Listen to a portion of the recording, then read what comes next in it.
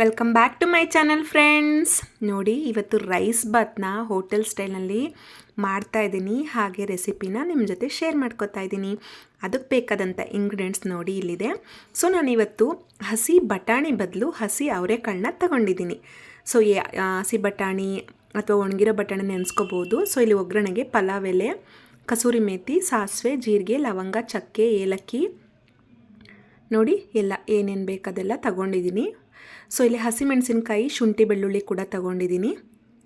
ಹಾಗೆ ಇಲ್ಲಿ ಈರುಳ್ಳಿ ಮತ್ತು ಟೊಮೊಟೊನ ಹಚ್ಚಿಟ್ಕೊಂಡಿದ್ದೀನಿ, ಕರಿಬೇವಿನ ಸೊಪ್ಪು ಸ್ವಲ್ಪ, ಹಾಗೆ ಕೊತ್ತಂಬರಿ ಮತ್ತು ಪುದೀನನ ಇಲ್ಲಿ ನೀರಲ್ಲಿ ನೆನೆ ಹಾಕಿ ಇಟ್ಕೊಂಡಿದ್ದೀನಿ. ಹಾಗೆ ಖಾರದ ಪುಡಿ, ಧನಿಯಾ ಪುಡಿ ಕೂಡ ಸೇರಿಸ್ಕೊತೀನಿ. ಸೊ ಇಲ್ಲಿ MTR ಪಲಾವ್ ಪೌಡ್ರನ್ನ ನಾನು ಯೂಸ್ ಮಾಡ್ತಾಯಿದ್ದೀನಿ. ನೀವು ಯಾವುದಾದ್ರೂ ಪಲಾವ್ ಪೌಡರ್ ಅಥವಾ ಬಿರಿಯಾನಿ ಪೌಡರ್ ಕೂಡ ಬಳಸ್ಕೋಬೋದು. ನಾವಿಲ್ಲಿ ಇವಾಗ ಈರುಳ್ಳಿನ ಪೇಸ್ಟ್ ಮಾಡ್ಕೊಬೇಕು. ಸೊ ನಾವು ಇಲ್ಲಿ ಒಗ್ಗರಣೆಗೆ ಹಾಕ್ಕೊಂಡ್ರೆ ಸ್ವಲ್ಪ ಈರುಳ್ಳಿನ ಒಗ್ಗರಣೆಗೆ ಎತ್ತಿಟ್ಕೊಂಡಿದ್ದೀನಿ. ಸೊ ಇಲ್ಲಿ ಅಕ್ಕಿ 2 ಗ್ಲಾಸ್ ಅಕ್ಕಿನ ನೆನೆ ಹಾಕಿ ಇಟ್ಕೊಂಡಿದ್ದೀನಿ. ಇದರಲ್ಲಿ 2 ಗ್ಲಾಸ್ ಅಕ್ಕಿನ ಸೊ ಒಂದು ಅರ್ಧ ಗಂಟೆಯಿಂದ 1/4 ಗಂಟೆ ಅಕ್ಕಿ ನೆನೆಲಿ. ಸೊ ಅಷ್ಟರೊಳಗಡೆ ನಾವು ಇದೆಲ್ಲ ರೆಡಿ ಮಾಡ್ಕೋಬೋದು. ನೋಡಿ, ಈರುಳ್ಳಿ ಪೇಸ್ಟ್ ಮಾಡ್ಕೊಂಡಿದ್ದೀನಿ. ಇದನ್ನು ಒಂದು ಪ್ಲೇಟ್ಗೆ ಶಿಫ್ಟ್ ಮಾಡ್ಕೊತಾ ಇದ್ದೀನಿ. ಸೊ ನಾವು ಹೋಟೆಲ್ಗಳಲ್ಲಿ ತಿಂದಿರ್ತೀವಲ್ವ, ಸೊ ಮನೆಯಲ್ಲಿ ಯಾಕೆ ಈ ರೀತಿ ಬರಲ್ಲ ಅನ್ಕೋತೀವಲ್ವ. ಸೊ ನಾವು ಕೆಲವೊಮ್ಮೆ ಎಲ್ಲನೂ ಒಟ್ಟಿಗೆ ರುಬ್ಕೊಬಿಡ್ತೀವಿ. ಈರುಳ್ಳಿ, ಶುಂಠಿ, ಬೆಳ್ಳುಳ್ಳಿ ಈ ಥರದ್ದೆಲ್ಲ, ಹಸಿಮೆಣಸಿನ್ಕಾಯಿ ಎಲ್ಲ ಅವರು ಈ ರೀತಿ ಸಪ್ರೇಟಾಗಿ ಹಾಕೋದ್ರಿಂದ ಅದ್ರ ಟೇಸ್ಟೇ ಸಪ್ರೇಟಾಗಿ ಫ್ರೈ ಮಾಡ್ಕೊಳ್ಳೋದ್ರಿಂದ ಅದ್ರ ಟೇಸ್ಟೇ ಡಿಫ್ರೆಂಟ್ ಆಗಿರುತ್ತೆ. ನೋಡಿ, ಟೊಮೊಟೊ ಕೂಡ ರುಬ್ಕೊಂಡು ಬಂದೆ. ಸೊ ಇದು ಟೊಮೊಟೊ ಸಪ್ರೇಟಾಗಿ ರುಬ್ಕೊಂಡಿದ್ದೀನಿ. ಹಾಗೆ ಈರುಳ್ಳಿ ಕೂಡ ರುಬ್ಕೊಂಡಿದ್ದೀನಿ, ನೋಡಿದ್ರಿ ಅಲ್ವಾ, ಶಿಫ್ಟ್ ಮಾಡಿ ಇಟ್ಕೊಂಡಿದ್ದೀನಿ.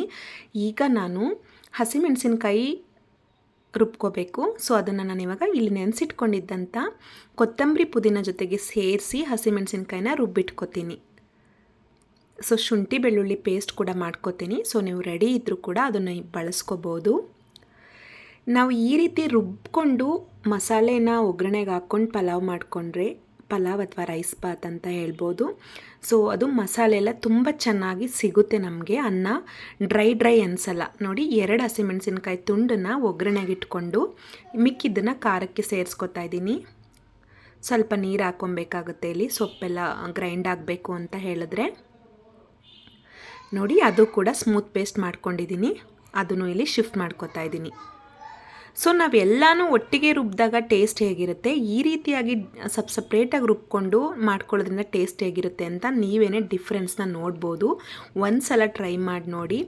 ಈ ಮೊಬೈಲ್ ಕ್ಯಾಂಟೀನ್ಸ್ ಅಂತ ಇರುತ್ತಲ್ಲ, ಸೊ ಅವರೆಲ್ಲ ಈ ರೀತಿಯಾಗಿ ಮಾಡೋದು. ಸೊ ಯಾಕಂದರೆ ಮಸಾಲೆ ತುಂಬ ಜಾಸ್ತಿ ಸಿಗುತ್ತೆ, ಡ್ರೈ ಅನಿಸೋಲ್ಲ ಅನ್ನ. ಈಗ ಶುಂಠಿ ಬೆಳ್ಳುಳ್ಳಿ ಕೂಡ ಪೇಸ್ಟ್ ಮಾಡ್ಕೊಂಬರ್ತೀನಿ.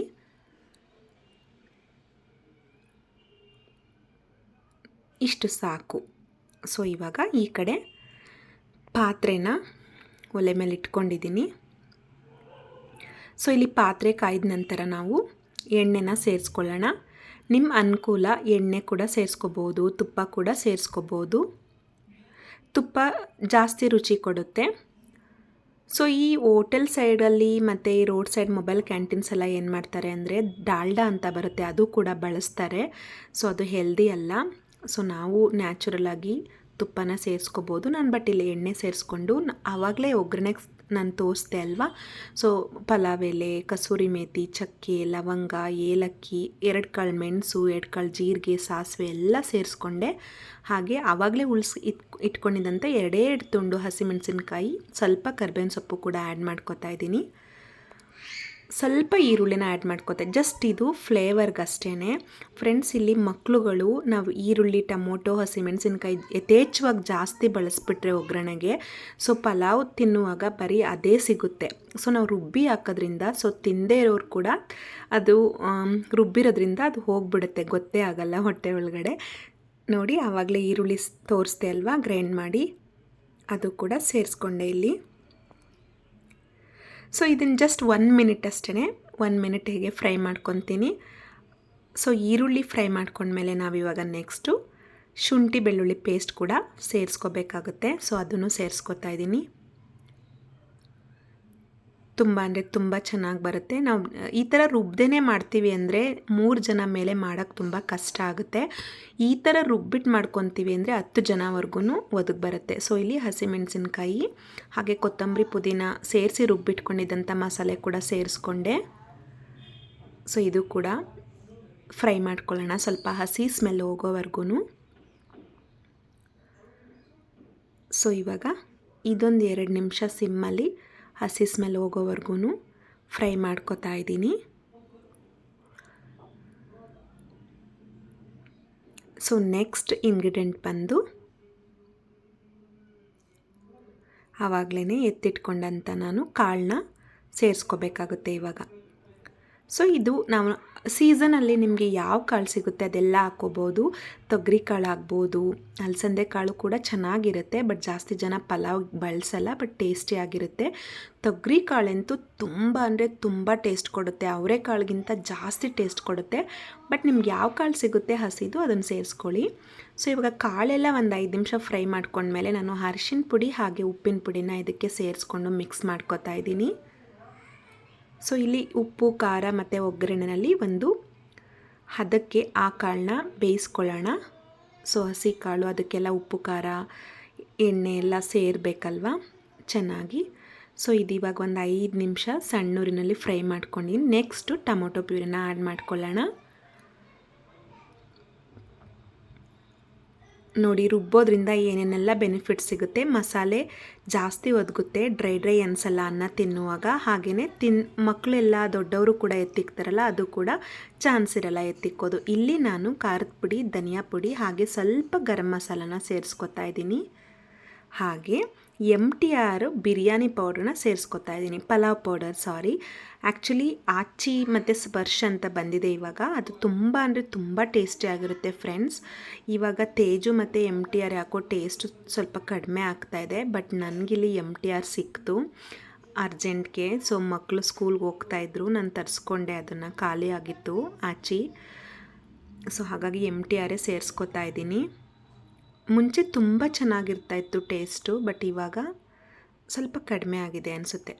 ನೋಡಿ ಇಲ್ಲಿ ಬಿಸಿನೀರು ಕಾಯಿಸಿಟ್ಕೊಂಡಿದ್ದೆ ನಾನು, ಅದ್ರಲ್ಲಿ ಜಾರೆಲ್ಲ ನೀರೆಲ್ಲ ವಾಶ್ ಮಾಡಿಕೊಂಡು ಪ್ಲೇಟ್ಸ್ ಎಲ್ಲ ಈ ಟೊಮೊಟೊ ಈರುಳ್ಳಿ ಏನೆಲ್ಲ ರುಬ್ಕೊಂಡಿದ್ದೆ ಅಲ್ವಾ, ಅದೆಲ್ಲ ಆ ಬಿಸಿನೀರಿಗೆ ಸೇರಿಸ್ಕೊಂಡು ಕುದಿಸ್ಕೊಂಡಿದ್ದೆ. ಸೊ ಬೇಗ ಆಗಬೇಕಿತ್ತು ನನಗೆ, ಮಕ್ಕಳಿಗೆ ತುಂಬ ಲೇಟಾಗಿ ಹೋಗ್ಬಿಟ್ಟಿತ್ತು ಸ್ಕೂಲ್ಗೆ. ನನಗೆ ಬೆಳಗ್ಗೆಯಿಂದ ಕರೆಂಟ್ ಸ್ವಲ್ಪ ಕೈ ಕೊಡ್ತಾಯಿತ್ತು, 2-3 ಸಲ ಹೋಗಿ ಬಂದು ಮಾಡ್ತಾಯಿತ್ತು, ರುಬ್ಕೊಳ್ಳೋಕ್ಕೆ ಚಾನ್ಸೇ ಸಿಗ್ತಾ ಇರಲಿಲ್ಲ. ಸೊ ಹಾಗಾಗಿ ಕ್ವಿಕ್ಕಾಗಿ ಮಾಡ್ತಾಯಿದ್ದೆ. ಬಿಸಿನೀರು ಕುದಿಸ್ಕೊಂಡಿದ್ರಿಂದ ನೋಡಿ ವಿತಿನ್ 1 ಮಿನಿಟ್ ಕುದಿ ಬಂದುಬಿಡ್ತು. ಸೊ ಇವಾಗ ನೆನೆಸಿಟ್ಕೊಂಡಿದ್ದೆ ಅಲ್ವಾ, ಆವಾಗಲೇ 2 ಗ್ಲಾಸ್ ಅಕ್ಕಿ ಇದಕ್ಕೆ ಸೇರಿಸ್ಕೊತೀನಿ. ನೋಡಿ ಎಷ್ಟು ಬೇಗ ಕುದಿ ಬಂದುಬಿಡುತ್ತೆ. ಇದು ಕೂಡ ತಣ್ಣೀರು ಹಾಕಿದರೆ ಮಿನಿಮಮ್ ಅಂದರೂ 10 ನಿಮಿಷ ವೆಯ್ಟ್ ಮಾಡಬೇಕು. ನಾವು ಬಿಸಿನೀರು ಹಾಕಿದ್ರಿಂದ ನೋಡಿ ಬೇಗ ಕುದಿ ಬಂದುಬಿಡುತ್ತೆ. ನೋಡಿ ಹಿಂದೆನೇ ಕುದಿ ಬಂದುಬಿಡುತ್ತೆ, ಕಾಣಿಸ್ತಾ ಇದೆಯಾ?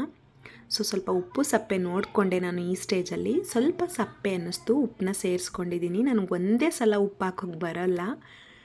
ಸೊ ಯಾವಾಗಲೂ ಹೀಗೇ, ಯಾಕೆಂದರೆ ಫಸ್ಟ್ ಕಡಿಮೆ ಹಾಕ್ಕೊಂಬಿಡ್ತೀನಿ, ಉಪ್ಪಾಗ್ಬಿಟ್ರೆ ಆಗಲ್ಲ ಅಲ್ಲ. ಸೊ ಸಪ್ಪೆ ಆದರೆ ಅಟ್ಲೀಸ್ಟ್ ಉಪ್ಪಾದರೂ ಆ್ಯಡ್ ಮಾಡ್ಕೊಂಡು ಹಾಕೋಬೋದು. ಸೊ ನೋಡಿ ಇವಾಗ ಫೈನಲಾಗಿ ಈ ಟೇಸ್ಟ್ದು ಸೀಕ್ರೆಟ್ ಏನಂದರೆ ತುಪ್ಪನ ಆ್ಯಡ್ ಮಾಡ್ಕೊತಾ ಇದ್ದೀನಿ. ಸೊ ಅದು ಮೆಲ್ಟ್ ಆಯ್ತಾ ಇದೆ, ಮಿಕ್ಸ್ ಮಾಡ್ಕೊಂಬಿಡೋಣ. ಸೊ ಇದನ್ನು ಓಪನ್ನಾಗಿ ಬೇಯಿಸ್ಕೊಂಡ್ರೆ ಟೇಸ್ಟು ತುಂಬ ಚೆನ್ನಾಗಿ ಬರುತ್ತೆ ದಮ್ ಕಟ್ಟಿ, ಬಟ್ ಟೈಮ್ ಇಲ್ಲ. ಸೊ ಹಾಗಾಗಿ ನಾವು ಕುಕ್ಕರಲ್ಲೇ ಬೇಯಿಸ್ಕೋಬೇಕು. ನೋಡಿ ಕುಕ್ಕರ್ ಲಿಡ್ನ ಕ್ಲೋಸ್ ಮಾಡಿ ವಿಷಲ್ನ ಹಾಕೋತಾ ಇದ್ದೀನಿ. ಇದನ್ನು 2 ವಿಷಲ್ ತಗೋತೀನಿ ಇವಾಗ ಅರ್ಜೆಂಟ್ಗೆ. ಸೊ ನಾವೆಲ್ಲ ಊರ ಕಡೆ ಏನು ಮಾಡ್ತೀವಿ ಅಂತ ಹೇಳಿದ್ರೆ ಸೌದೆ ಒಲೆಯಲ್ಲಿ ಹಾಗೆಯೇ ಓಪನ್ನಾಗಿ ಬೇಯಿಸ್ಕೊತೀವಿ. ನೋಡಿ ವಿಷಲ್ ಬಂತು 2. ಇವಾಗ ತೆಗಿತಾ ಇದ್ದೀನಿ. ನೋಡಿ ಹೇಗೆ ಬಂದಿದೆ, ನೋಡಿದ್ರ ಡ್ರೈ ಅನಿಸಲ್ಲ, ಎಷ್ಟು ಚೆನ್ನಾಗಿ ಬೆಂದಿದೆ, ಎಲ್ಲ ಹೊಂದ್ಕೊಂಡಿದೆ, ಕಾಳು ಮಸಾಲೆ ಅನ್ನ ಎಲ್ಲ ಅಲ್ವಾ. ಸೊ ಲೈಟಾಗಿ ಮಿಕ್ಸ್ ಕೊಡ್ತಾ ಇದ್ದೀನಿ. ಸೊ ಇವಾಗ ರೈಸ್ ಬಾತ್ ಸವಿಯಲು ಸಿದ್ಧ. ತುಂಬ ಅಂದರೆ ತುಂಬ ಚೆನ್ನಾಗಿ ಬಂದಿತ್ತು ಫ್ರೆಂಡ್ಸ್. ಇದನ್ನು ಈ ರೀತಿ ರುಬ್ಕೊಂಡು ಮಾಡಿ ನೀವು ಬನ್ನಿ ಸರ್ವ್ ಮಾಡ್ಕೊಳ್ಳೋಣ. ನನ್ನ ಮಕ್ಳಿಗೆ ಹಾಕ್ಕೊಡ್ತಾ ಇದ್ದೆ, ಸ್ಕೂಲ್ಗೆ ಹೊರಟಿದ್ರು.